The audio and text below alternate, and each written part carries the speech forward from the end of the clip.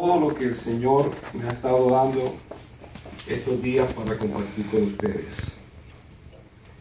El pasaje está en 1 Corintios,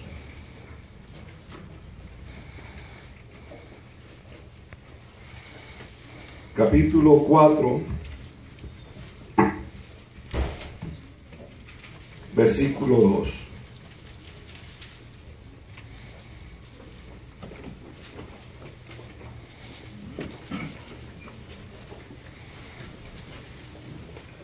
Pasaje que por sí solo se desprende enseguida un llamado de parte del Señor a algo en particular que tiene que ver con la integridad, con la fidelidad al llamado que Dios nos ha hecho. Lo voy a leer en dos versiones. La primera en nuestra famosa, conocida Reina Valera, donde dice así el Señor: ahora bien, se requiere de los administradores que cada uno sea hallado fiel. Y en la versión lenguaje actual, a ver si está aquí, sí, aquí la tengo. Dice: los que están encargados de alguna tarea en la obra, tarea en el Señor, dice, deben demostrar que se puede confiar en ellos. Amén. Los que están encargados de alguna tarea en las cosas de Dios. Y de hecho, hermanos, desde el momento en que empezamos a ser cristianos, ya el Señor nos entrega tareas para hacer. No tenemos que pensar solamente cuando seamos pastores, cuando seamos líderes, cuando tengamos a cargo alguna célula o grupo de oración, ahí es que voy a ser fiel. No, desde el mismo momento en que el Señor nos llama a su reino, nos da tareas para poder realizarlas. Y ahí nos dice el Señor, esa persona, hombre o mujer, debe demostrar que se puede confiar en ellos. Ahí vamos a quedarnos, vamos a hacer una oración y vamos a entrar en lo que Dios tiene para nuestras vidas. Padre, muchas gracias por haber llegado a tu casa en esta mañana. Bendigo esta iglesia en el nombre de Jesús de Nazaret. Bendigo sus pastores, sus líderes, cada familia que está aquí ya hace rato, que recién están llegando, los nuevos convertidos, las nuevas personas que han llegado en estos días. Los bendigo en el nombre de Jesús de Nazaret y proclamo, Señor, en esta hora una bendición para este tiempo de mensaje, este tiempo de meditación en tu palabra, este tiempo en que nuestros oídos se abren a tu voz, porque queremos, Señor, entender bien las cosas que tú tienes para nosotros. Señor, ayúdanos para honrar tu nombre, para hacer tu voluntad sobre todas las cosas, para dar testimonio de que tu iglesia sí se puede seguir confiando en ella, se puede seguir confiando en sus pastores, se puede seguir confiando en sus líderes. Ayúdanos, Señor, porque queremos mostrar cada día esa cara tuya a través de nosotros como iglesia. Padre, gracias, bendícenos. Enséñanos por el poder de tu Espíritu Santo en Cristo Jesús. Amén y amén. Pueden tomar asiento y esta palabra que Dios nos está entregando es un llamado a mantenernos fieles a Dios. ¿Cómo ser fieles en medio de un mundo infiel? Porque en medio de este mundo infiel, la única forma que he descubierto que podamos ser fieles es teniendo a Dios en nuestras vidas. Y muchas veces vemos personas que dicen que tienen a Dios en sus vidas, pero no están dando la talla, la medida de fidelidad que Dios está pidiendo de nosotros. Vemos por todas partes un mundo infiel a tantas cosas. El asunto es que la fidelidad es algo que todo el mundo exige. Porque la gente quiere que uno sea fiel. En los trabajos quiere que usted sea fiel. Uno quiere fidelidad en todas las cosas. Uno no quiere nada pirateado. Quiere fidelidad. Quiere que las cosas sean originales. Que las cosas sean correctas. ¿Verdad? El esposo quiere que la esposa sea fiel con él. Pero también la esposa quiere que el esposo sea fiel con ella. Porque el problema en una sociedad donde hay tanto machismo y donde pareciera que en el matrimonio la única que tiene que ser fiel es la esposa, eso suena injusto. Dios quiere que tanto el esposo como la esposa puedan honrar en su nombre siendo fieles el uno al otro. Eso es lo correcto, eso es lo justo, pero a veces encontramos que no pasa así. Dios nos llama a ser fieles, y no solamente la fidelidad en el plano sentimental, en el plano sexual. La fidelidad abarca todo. Nosotros estamos llamados a ser fieles en lo poco y en lo mucho. Y cuando somos fieles en lo poco, Dios dice que nos va a poner entonces a administrar cosas grandes. Porque si fuimos fieles en aquellas cosas pequeñas, insignificantes, donde parecía que si lo hacíamos bien era bueno, y si no lo hacíamos bien pues nadie se iba a fijar, pues no se equivoque, porque Dios se fija aún en esas cosas milésimas de la vida, donde pareciera que levantar una silla no es importante, que darle la mano a alguien que llega no es importante, pero no, Dios está ahí en lo mínimo, y en lo mínimo Él quiere bendecirnos, y quiere bendecirnos para después ponernos en las cosas mayores.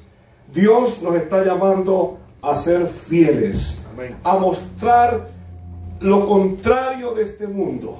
Porque cuando alguien llega a una empresa, me decían estos días pasados un muchacho que quiso entrar a una empresa en Colombia a trabajar, y le dijeron: aquí las cosas van a funcionar de esta manera. El jefe dice: usted tiene que hacer las cosas así. ¿Y cómo eran las cosas que tenían que hacerlas? Torcidas, porque eso le iba a dar más ganancias a los bolsillos de ese jefe. El muchacho le dijo: yo no puedo hacer las cosas así. Entonces el jefe le dijo: pues no me sirve. ¿Y qué tuvo que hacer este joven? O honrar a Dios o irse del trabajo.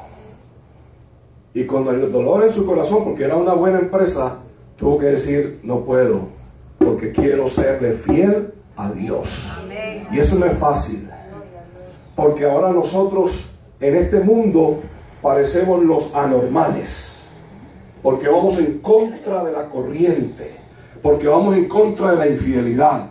Séale fiel a su esposa y verá que todo el mundo se va a burlar de usted. Le va a decir: pero usted, si usted está para que por ahí consiga otras saliditas y una canita al aire de vez en cuando, y estas cosas que le dice que todo el mundo lo hace. No todo el mundo, porque yo no lo voy a hacer. Porque yo quiero mantenerme en esa fidelidad que el Señor me ha enseñado, que me ha mostrado. Mira, la fidelidad, hermanos, está por encima de muchos sacrificios que a veces hacemos. Dios quiere que su iglesia sea fiel. Si hay algo que quiere Dios de nosotros, es que seamos fieles. No se le olvide en ningún momento. Aquí tenemos un pasaje del apóstol Pablo escribiéndole a la iglesia de Corinto. La iglesia de Corinto fue una iglesia que el apóstol y otro grupo con él abrieron, y pareciera que allí no podía florecer una iglesia. Una ciudad de aproximadamente 700,000 habitantes para aquellos días.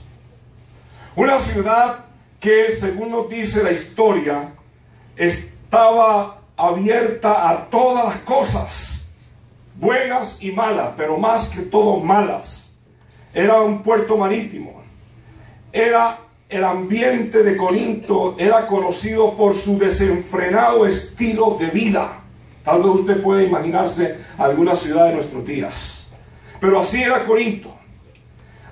vivir a la corintia, o el verbo corintizar significaba vivir desvergonzada e inmoralmente. Imagínense sus habitantes, imagínense el estilo de vida de ellos.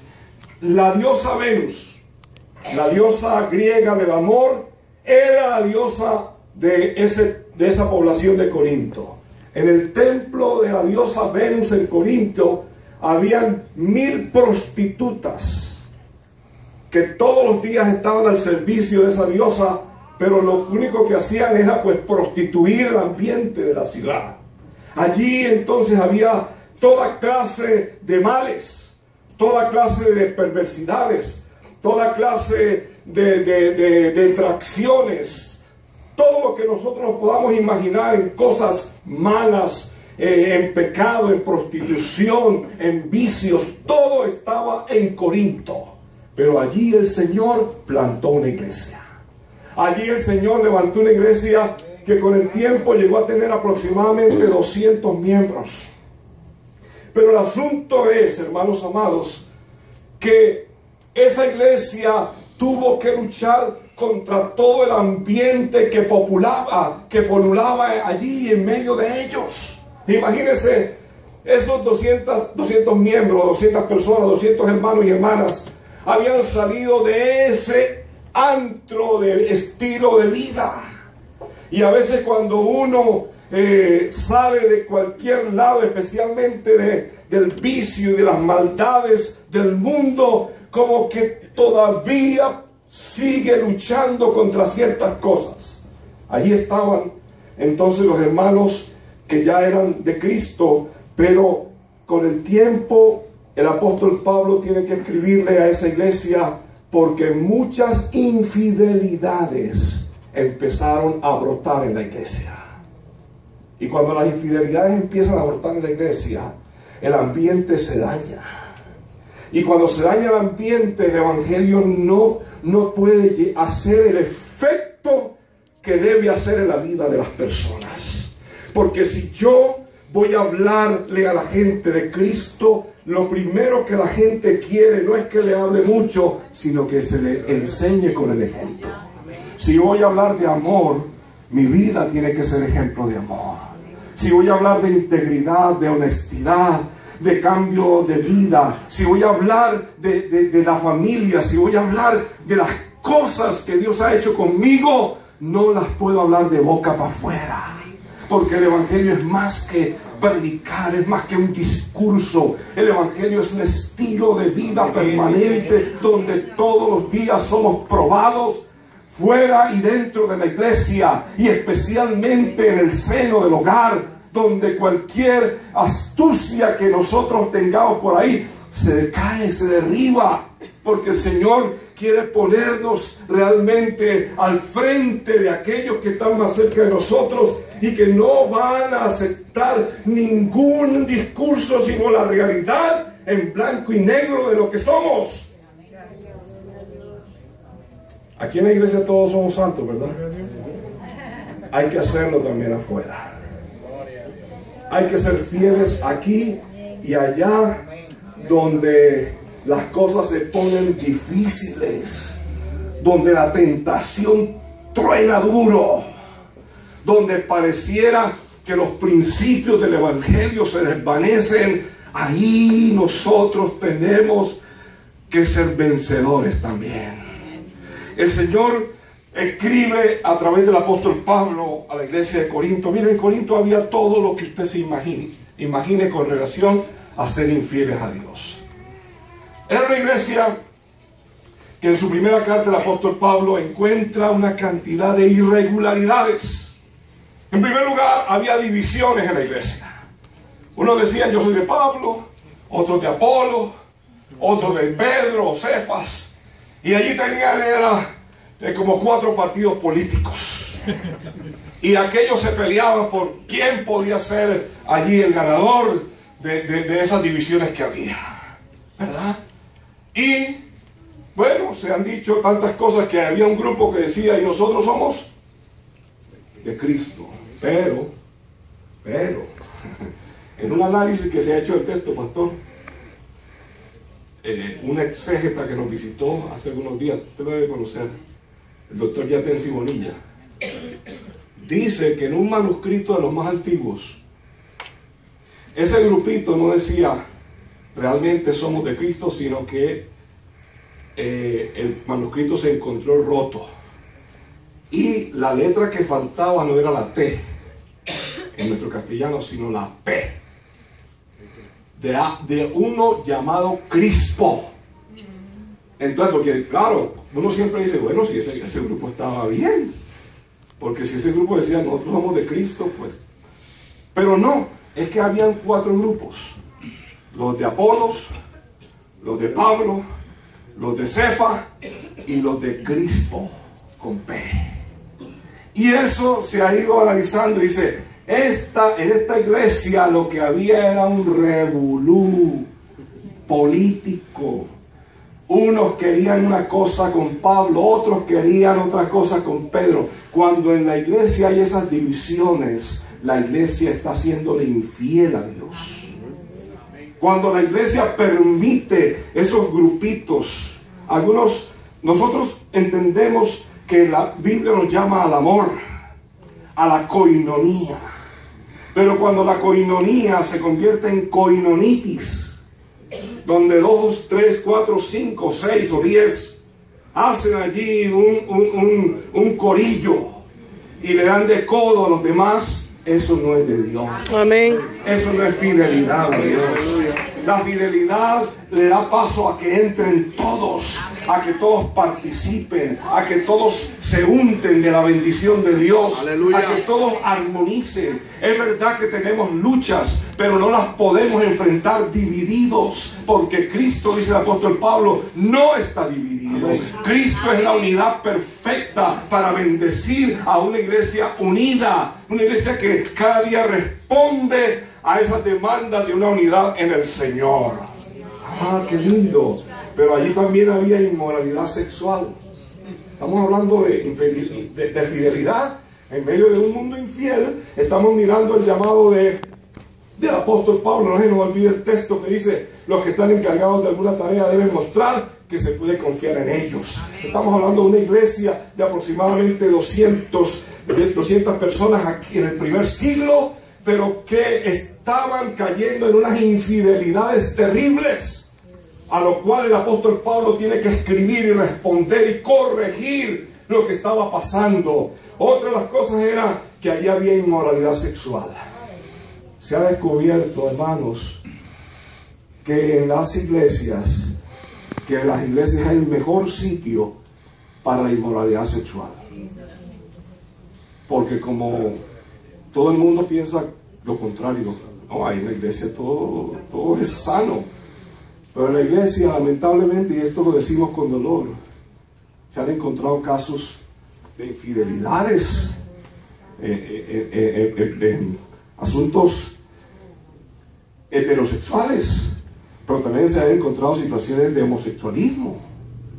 ¿Por qué? Porque el hombre en su inmoralidad puede caer en cualquier cosa si se descuida.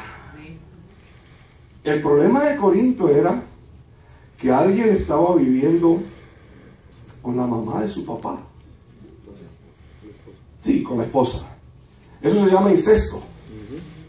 Y el apóstol Pablo fue fuerte y dijo: tal persona hay que sacarla y hay que corregirla. No hay que matarla espiritualmente, pero sacarla en el sentido de que entienda que lo que está haciendo no es fiel, no es sano, no es correcto. Mire, Grecia, en ese tiempo, el estilo de vida de los adolescentes, especialmente en Grecia, era el darle culto al homosexualismo. Por eso la homosexualidad, y yo digo esto también con mucho respeto, porque a ese grupo de personas nosotros tenemos que darle la mano, nosotros tenemos que abrir las puertas, nosotros tenemos que brindarles amor. Pero eso no quiere decir que estamos de acuerdo con el estilo de vida sexual que ellos llevan. Porque la Biblia es clara en hablarnos que Dios creó al hombre y a la mujer para que se unieran en una relación saludable, una relación correcta y pudieran honrar el nombre de Dios. Pero estamos viviendo tiempos muy difíciles y se quiere quiere que este tiempo quiere callar a la iglesia y ser permisiva frente a muchos problemas de infidelidad en el orden sexual. Porque en el orden sexual hay una cantidad de situaciones que se viven y a veces no se saben, pero están dando un mal testimonio al nombre de Cristo. Nosotros tenemos ahí un caso de infidelidad terrible en la iglesia de Corinto y pudiera tocar a fondo el tema, porque este es un tema actual, un tema en que las personas han ido cayendo y han ido cayendo. Mire, hace un tiempo atrás Puerto Rico quería aprobar la cantidad de cosas parecidas a esto. Y muchos estaban diciendo que estaban de acuerdo. Nosotros tenemos que mirar de qué corazón sale estos decretos o estas demandas en contra de la sexualidad correcta y saludable para la iglesia. Nosotros no podemos estar siguiendo los pasos de la cultura en la cual estamos viviendo. La cultura de aquellos días, Pablo la menciona, era una cultura que estaba totalmente ajena a Dios, siguiendo los deseos de su corazón. En esa cultura, si usted escudriña un poco más, va a encontrar una cantidad de aberraciones en contra de los principios de la palabra del Señor. Hoy por hoy estamos en una cultura tal vez igual o peor que la de los días de la iglesia de Corinto.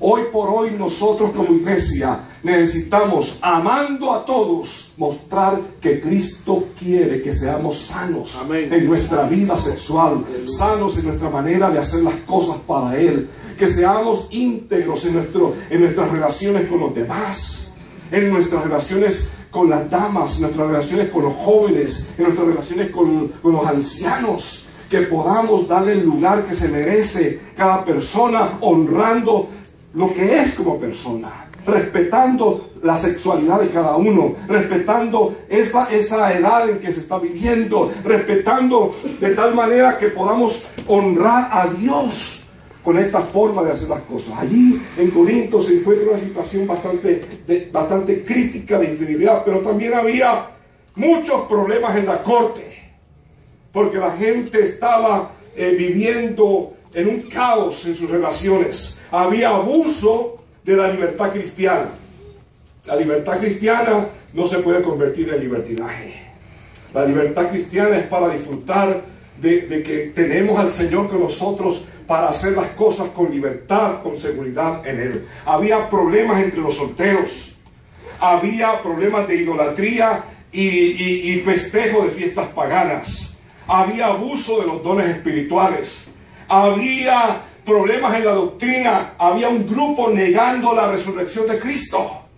Imagínense entonces todo ese mundo de infidelidades en medio de una iglesia que había sido fundada por el apóstol y que se estaba llegando a puntos bastante difíciles en la relación entre los hermanos.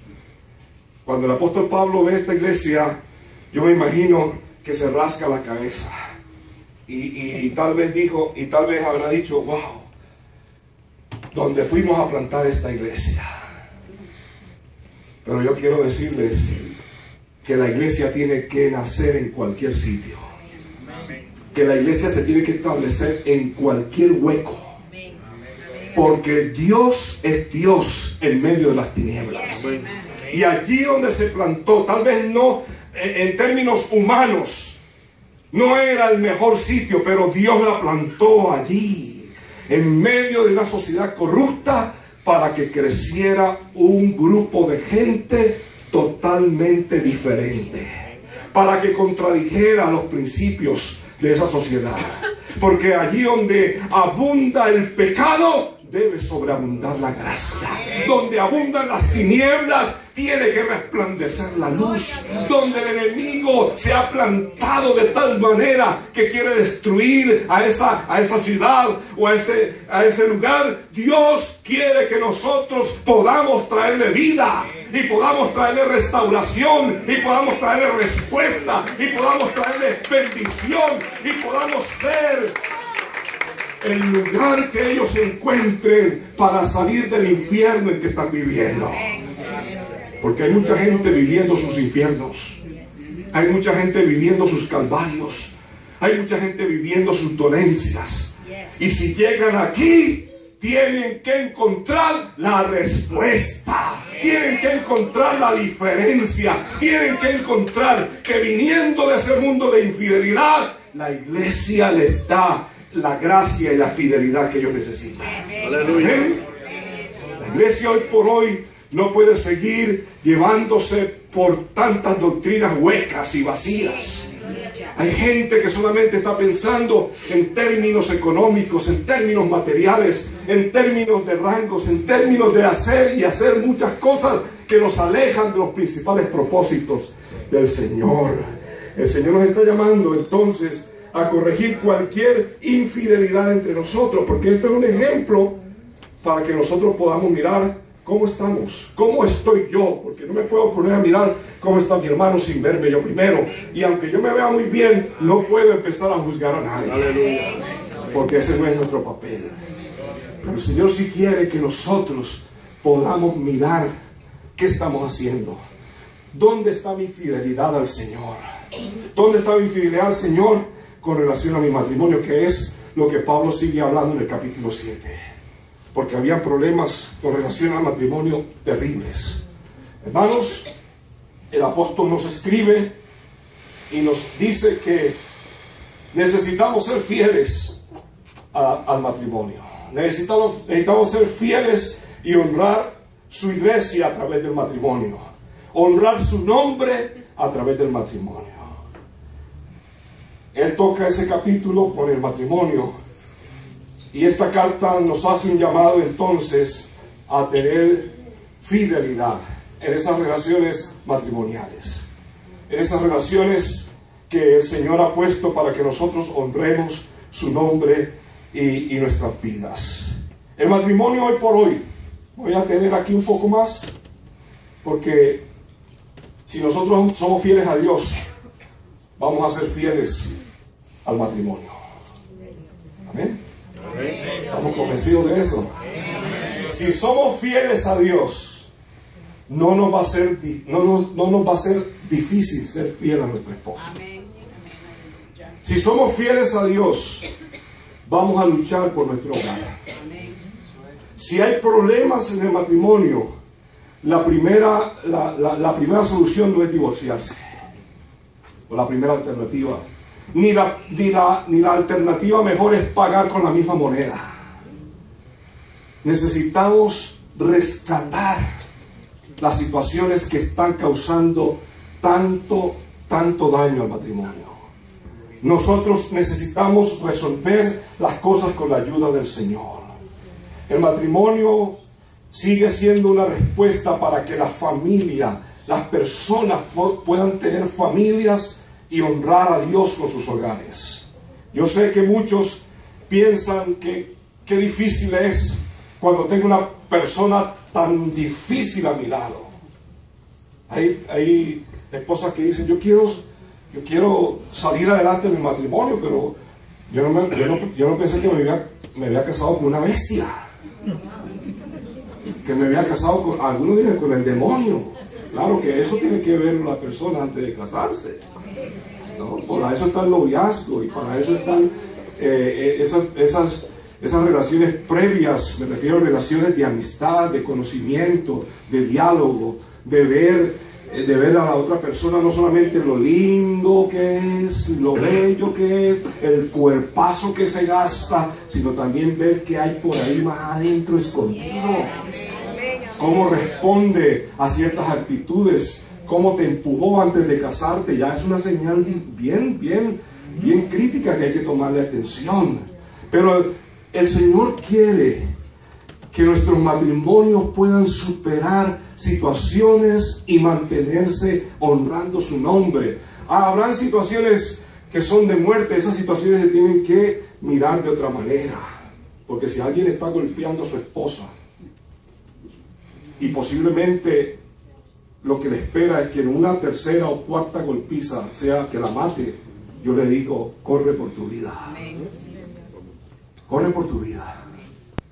Y hay que buscar ayuda temprano. Cuando se trata de un asunto de violencia doméstica, no podemos perder tiempo. Pero si se trata de que le quedó un poquito salada la sopa, eso tiene arreglo, eso se puede manejar de otra manera. Si se trata de que deja por ahí los calzoncillos tirados en la sala, eso también tiene arreglo, se puede resolver de otras maneras, ¿verdad? Pero hay cosas más difíciles, donde hay que buscar ayuda más rápido y encontrarla, porque Dios ha puesto gente que nos puede ayudar, gente que nos puede aconsejar, gente que nos puede asesorar a los dos, porque a veces ella quiere asesoría y él no, a veces él quiere asesoría y ella no, y no tiene que ser así. Tienen que ser los dos, porque los dos están metidos en el problema. El Señor nos llama a cuidar entonces nuestro matrimonio. La primera causa de divorcio en el mundo, en algunos países puede variar un poquito, pero en el mundo es la primera causa del divorcio es perder la confianza en el cónyuge. Es la primera causa de divorcio. Cuando se pierde la confianza, mis amados hermanos, se pierde todo. Posiblemente el apóstol Pablo también, cuando vio todas estas cosas pasando allí en Corinto, perdió la confianza en la iglesia. Y quién sabe qué habrá pensado. Pero gracias a Dios que él, en su sabiduría y con la autoridad de Dios, escribe a la iglesia y empieza a corregir las infidelidades que encontró en ella. Allí entonces, esa primera causa, volviendo al matrimonio, es el perder la confianza. Y la confianza se pierde cuando hay una infidelidad, cuando hay una mentira, cuando hay una traición. Yo he visto esposas diciéndole a su esposo: ya no quiero nada contigo, porque perdí la confianza en ti. Te perdoné una y te perdoné dos, pero no la tercera, porque lo vas a volver a hacer. ¿Sí ves? La infidelidad, las mentiras, las traiciones, esas infidelidades que alguien puede decir, pero todo el mundo las hace. Pero la iglesia no debe hacerlas. La iglesia es otro mundo. La iglesia es un real sacerdocio, una nación santa, un pueblo adquirido por Dios para anunciar las virtudes del evangelio. Esa es la iglesia. A veces decimos esas palabras para hablar de que